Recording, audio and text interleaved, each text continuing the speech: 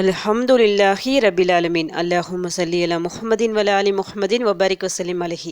அஸ்ஸலாமு அலைக்கும் வரஹ்மத்துல்லாஹி வபரகாத்துஹு. வெல்கம் டு வாய்ஸ் ஆஃப் ஈமான். எல்லாரும் எப்படி இருக்கீங்க? நல்லா இருக்கீங்களா? அல்ஹம்துலில்லாஹ். அல்லாஹ் சுப்ஹானஹு வ தஆலா உங்களுக்கு நீண்ட ஆயுளையும் ஆரோக்கியத்தையும் வழங்க வேண்டும் என்று துவா செஞ்சு ஆரம்பிக்கிறேன். அல்லாஹ் சுப்ஹானஹு வ தஆலா அல் குர்ஆனில் ஒரு 4 மாதங்களை சிறப்பித்து சொல்லியிருக்கிறான். எல்லாமே அல்லாஹ்வால் படைக்கப்பட்ட மாதங்கள் தான். இருந்தாலும் அந்த 4 சிறப்பித்து கூறியிருக்கிறான். அதில் ஒன்று தான் துல்ஹஜ் மாதம். அந்த மாதத்தில் தான் இப்போ நாம் இருக்கிறோம். இன்று மஹ்ரிப்க்கு பிறை பிறந்துவிடும். கல்ஃப் கண்ட்ரிஸை பொறுத்த வரைக்கும் பிறந்திருக்கும். மற்ற புனித மாதங்களை விட, மற்ற எல்லா மாதங்களை விட இந்த ஒரு மாதம் மிக மிக சிறப்பு வாய்ந்த ஒரு மாதமாக இருக்குது. அதற்கு காரணம் இஸ்லாத்தின் மிக முக்கிய கடமைகளான தொழுகை, நோன்பு, ஜக்காத்து, ஹஜ்ஜி, இது எல்லாமே இந்த ஒரு மாதத்தில் ஒரு சேர வந்திருக்கு. மற்ற மாதங்களில் ஏதாவது ஒன்று கம்மியாக இருக்கும். இப்போ ரமதான் மாதத்தை எடுத்துட்டிங்கன்னா தொழுகை இருக்கும், நோன்பு இருக்கும், ஜக்காத்து இருக்கும். ஆனால் ஹஜ்ஜி இருக்காது. ஹஜ்ஜி என்பது இந்த ஹஜ்ஜி மாதத்தில் மட்டும்தான் இருக்கும். அதனால தான் இந்த மாதம் மிக சிறந்த ஒரு மாதமாக கருதப்படுகின்றது. இந்த மாதம் முழுக்க சிறப்பான மாதம் தான். அதிலும் குறிப்பாக இந்த மாதத்தின் முதல் அந்த 10 நாட்கள் மிகவும் பாக்கிய மிகுந்த நாட்களாக கருதப்படுகின்றது. அல்லாஹ் சுப்ஹானஹு வ தஆலா அல் குர்ஆனில் இந்த 10 நாட்கள் மீது சத்தியம் செஞ்சு சொல்லியிருக்கிறான்.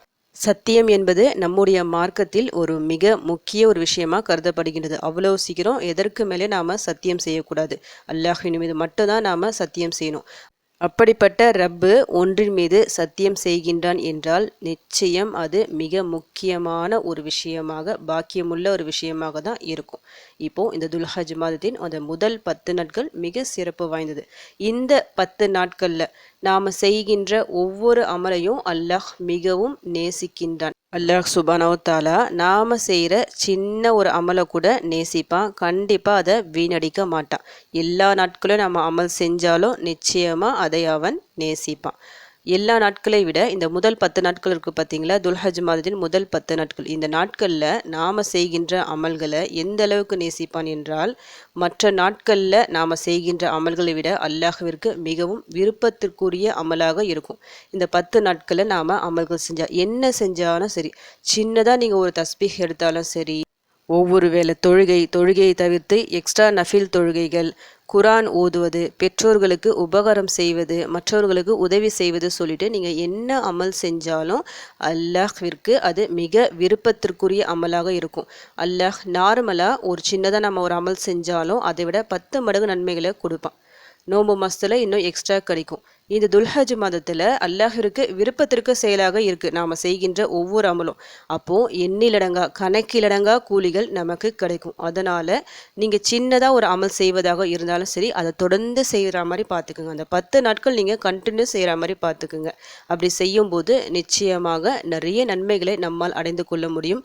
அந்த முதல் 10 நாட்களை கண்ணியப்படுத்திய நன்மை நமக்கு கிடைக்கும். இதன் மூலமாக நம்முடைய வாழ்வாதாரத்தில் மிகப்பெரிய ஒரு மாற்றமும் நடக்கும்.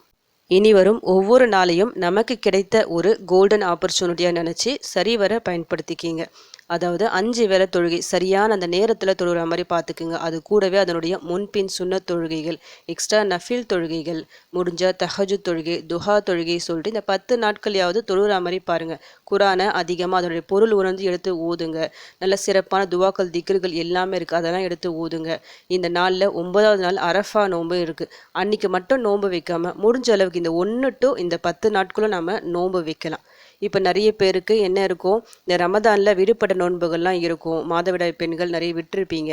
அப்படிப்பட்டவங்களாம் இந்த 10 நாட்களை நீங்கள் நோன்பு வச்சா இந்த 10 நாட்களில் நோன்பு வச்ச நன்மையும் கிடைக்கும், விடுபட்ட அந்த நோன்புகளை பூர்த்தி செய்த நன்மையும் கிடைக்கும். அதனால் முடிஞ்ச அளவுக்கு வெறும் அந்த ஒரு நோன்பு மட்டும் வைக்காமல், அரஃபா நோன்பு மட்டும் வைக்காமல், இந்த இடைப்பட்ட 10 நாட்களில் வரக்கூடிய திங்கள் மற்றும் வியாழன் இந்த நாட்களையும் நோன்பு வச்சு கண்ணியப்படுத்திக்கிங்க. அதன் மூலமாக அதிகமாக அமல்களையும் உங்களால் செய்ய முடியும்.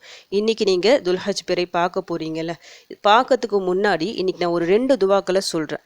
மிக சிறந்த பவர்ஃபுல்லான ஒரு துவாக்கள். இந்த துவாக்கள் இல்லாமல் உங்களால் மேற்கொண்டு எந்த அமலையும் செய்ய முடியாது. நல்லா மனப்பாடம் செஞ்சு வச்சுக்கிட்டு இந்த 2 துவாவையும் ஊதி நல்லா துவா செய்யுங்க. இன்றைக்கி மஹ்ரிப் தொழுதுட்டு நீங்கள் கேட்குற துவாக்களின் மூலமாக நிச்சயமாக உங்களுடைய வாழ்வாதாரம் இந்த 10 நாட்களில் மாறலாம் இன்ஷா அல்லாஹ். நாம் செய்கின்ற ஒவ்வொரு நன்மையும் தீமையும் அல்லாஹ்வின் நாட்டப்படி தான் நடக்கும். நாம நன்மை செய்யணும்னு நினைச்சா கூட அல்லாஹ்வின் நாட்டம் இருந்தால் தான் முடியும். இப்போ தொழுறோம்னு நினைக்கிறோம், இந்த வேலை தொழுறோம்னு போறோம், அல்லாஹ்வின் நாட்டம் இருந்தால் தான் அந்த வேலை தொழுகையை நம்மளால செய்ய முடியும். இல்லைன்னா அதை மிஸ் பண்ணிடுவோம். எந்த ஒரு அமலை செய்வதாக இருந்தாலும் சரி அவனின் உதவி தேவை.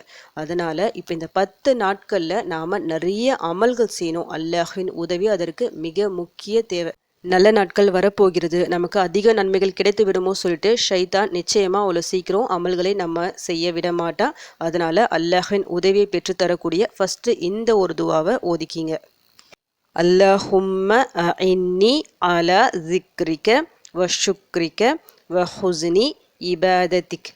அல்லாஹும்ம அஇன்னி அலா ஸிக்ரிக வ ஷுக்ரிக வ ஹுஸ்னி இபாதத்திக்.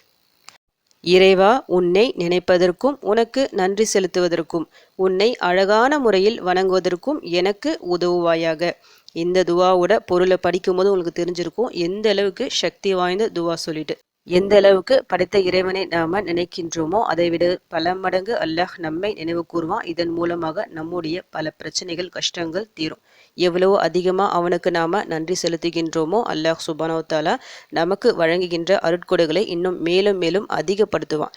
எவ்வளவு அழகான முறையில் அவனை நாம வணங்குகின்றோமோ அந்த ஒரு வணக்கமும் பூர்த்தியாகும். அதற்கு பிரதிபலனாக நன்மைகளை வாரியும் வழங்குவான். இந்த மூன்றுமே நமக்கு இந்த ஒரு துவாவின் மூலமாக கிடைக்கும். இந்த மூன்றுமே நம்ம கிட்ட இருந்தா போதும், கஷ்டமின்றி வாழலாம். நபி ஸல்லல்லாஹு அலைஹி வஸல்லம் அவர்கள் டெய்லியும் ஓதிய துவா இது. நபி ஸல்லல்லாஹு அலைஹி வஸல்லம் அவர்கள் யாரு? இறை தூதர் அவர்கள். கண்டிப்பா அவங்க அழகான முறையில் வணங்குவாங்க, அதிகமா இறைவனுக்கு நன்றி செலுத்துவாங்க, அவனை எப்பவுமே நினைச்சிட்டு தான் இருப்பாங்க. இருந்தாலும் அவர்கள் இந்த ஒரு துவாவை ஓதியுள்ளார்கள். அப்பனா நாம எத்தனை முறை ஓதணும் சொல்லிட்டு பார்த்துக்குங்க. ரொம்ப மோசமான ஒரு காலகட்டத்தில் நாம இருக்கிறோம். இந்த ஒரு துவாவை நாம டெய்லியும் ஓதணும். இது போன்ற சிறப்பான நாட்கள் வரும்போது இன்னும் அதிகமான எண்ணிக்கையில் ஓதணும். அடுத்து 2வது துவா. அல்லாஹும்ம ஆஃபினி ஃபி பதனி, அல்லாஹும்ம ஆஃபினி ஃபி சம்இ, அல்லாஹும்ம ஆஃபினி ஃபி பஸ்ரி, லா இலாஹ இல்லா அன்த.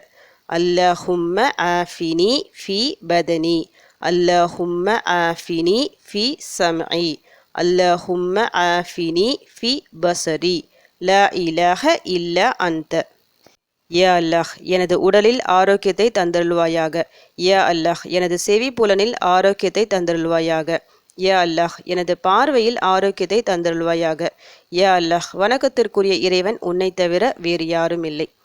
அதாவது இந்த ஒரு துவாவும் நாம் டெய்லியும் ஓத வேண்டிய துவாக்களில் ஒன்று. நாம் எப்போவுமே நம்முடைய ஆரோக்கியத்திற்காக துவா செய்யணும். ஆரோக்கியம் என்பது நமக்கு மிக முக்கியமான ஒரு விஷயம். ஆரோக்கியம் இருந்தால் தான் நம்மால் அதிகமாக அமல்களை செய்ய முடியும். ஆரோக்கியத்தை பற்றி நாளே மறுமையில் நிச்சயம் நாம் விசாரிக்கப்படுவோம். அதற்காக நபி ஸல்லல்லாஹு அலைஹி வஸல்லம் அவர்கள் தொடர்ந்து துவா செஞ்சுருக்காங்க. நம்மையும் துவா செய்ய சொல்லி வற்புறுத்தி இருக்காங்க. நபி அவர்கள் ஓதிய, அதாவது டெய்லியும் ஓதிய துவாக்களில் இந்த ஒரு துவாவும் முக்கியமான துவா.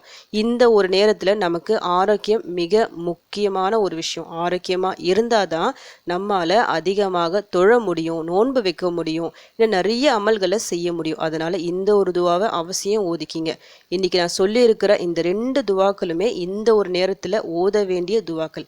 இன்னைக்கு மஹ்ரிப் தொழுத முடிஞ்ச கையோடையும் இப்போ இந்த நேரத்துல கூட நீங்க ஓத ஆரம்பிக்கலாம்.